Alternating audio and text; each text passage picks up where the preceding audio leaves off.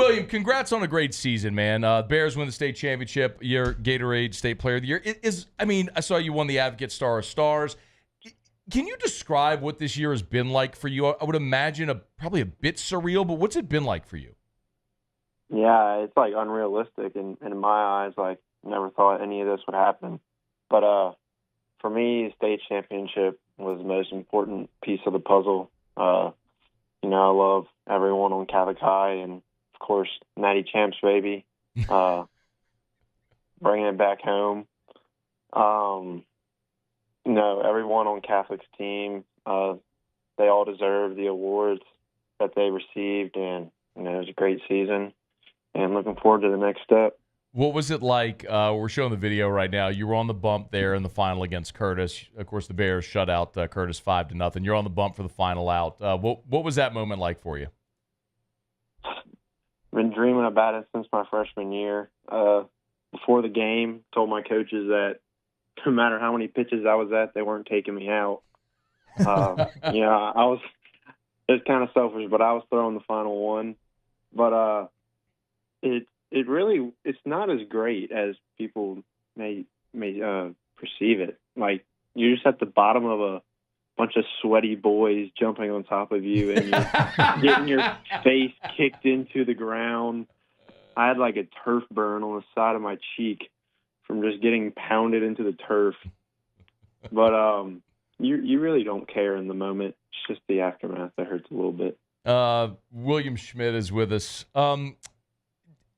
It's interesting to hear you say, like, I don't care how many pitches I throw. Like, because from an outsider's perspective, like, everybody can look at, like, prospect rankings and all, and you're at the top of everybody's list and all that stuff, and that's an awesome place to be.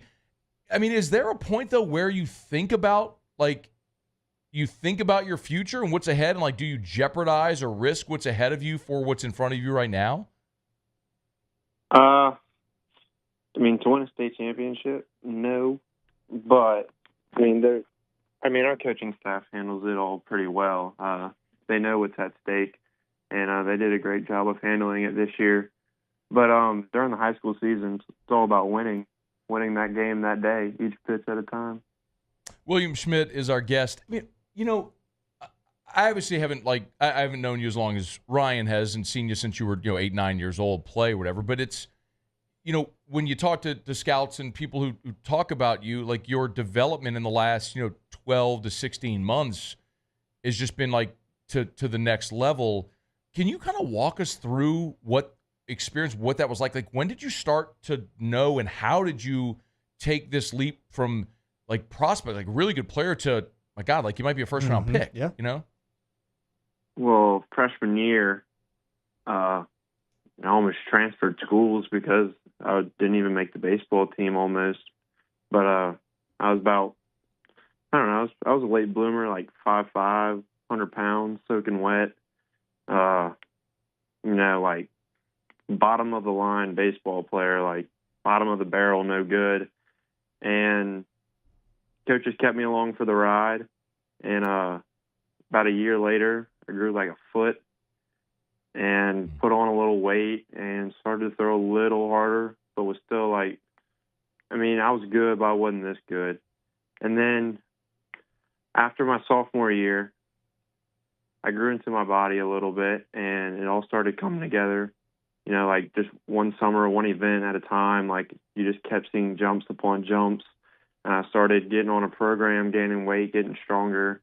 And it wasn't really till like this last summer where like I was like, well, okay, we got a little something going here.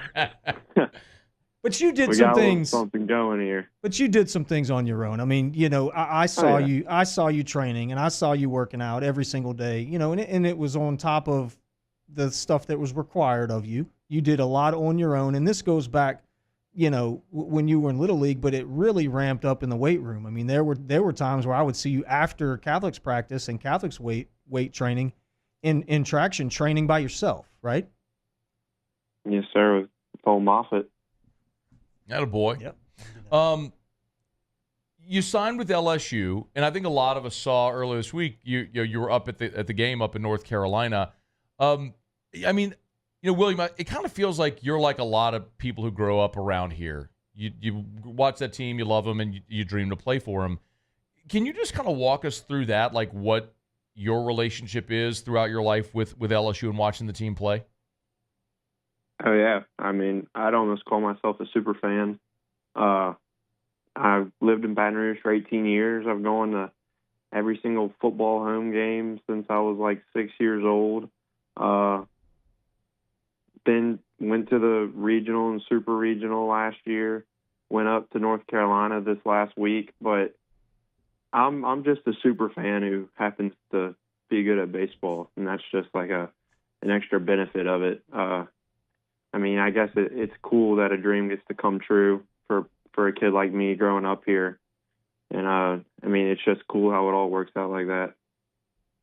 No, look, I mean, you'll have a decision to make whenever the time comes with the draft. And, whatever that decision is, we'll wish you all the luck in the world and hope that everything goes great and all your baseball dreams come true.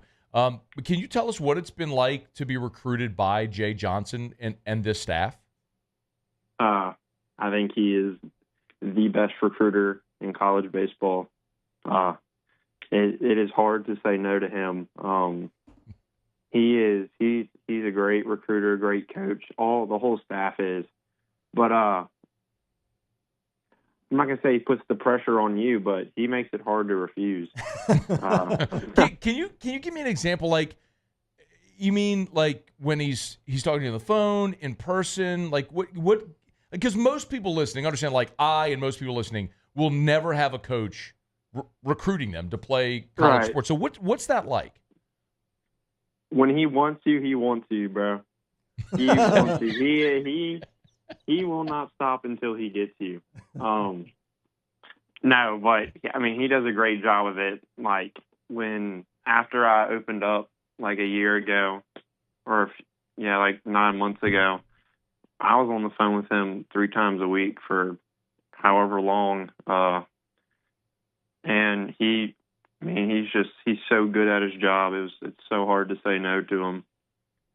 Well, hoping that Jay Johnson is the LSU coach for a very, very long time. And there's a lot of people here would love to see you in the purple and gold, man. Hey, before you go, what's the next month like for you now that the high school baseball season's over and the draft's a month away? Like, what do you do for June?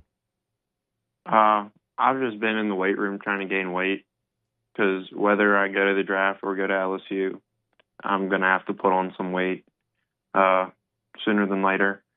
So I've been in the weight room trying to eat a lot, and I'm just waiting it out right now. Yeah. No throwing. I mean, we shut down from throwing pretty much for now. Yes, sir. We're shut down for now. All right. William, man, we appreciate the time. Congrats. Thanks for letting us have some fun at the beginning as well. I'll love to sing the fight song and yell about Calicut anytime I can because the Catholic people love it and everybody else hates it. So I love to just needle them a little bit. You know what I mean? William Schmidt, Gatorade, Louisiana Player of the Year. Hey, man, congrats on the state championship, on the national championship, and good luck in the next month or so, man. We'll keep in touch, all right? Yes, sir. Thank y'all for having me on. Thanks, our pleasure. William Schmidt, senior over at Catholic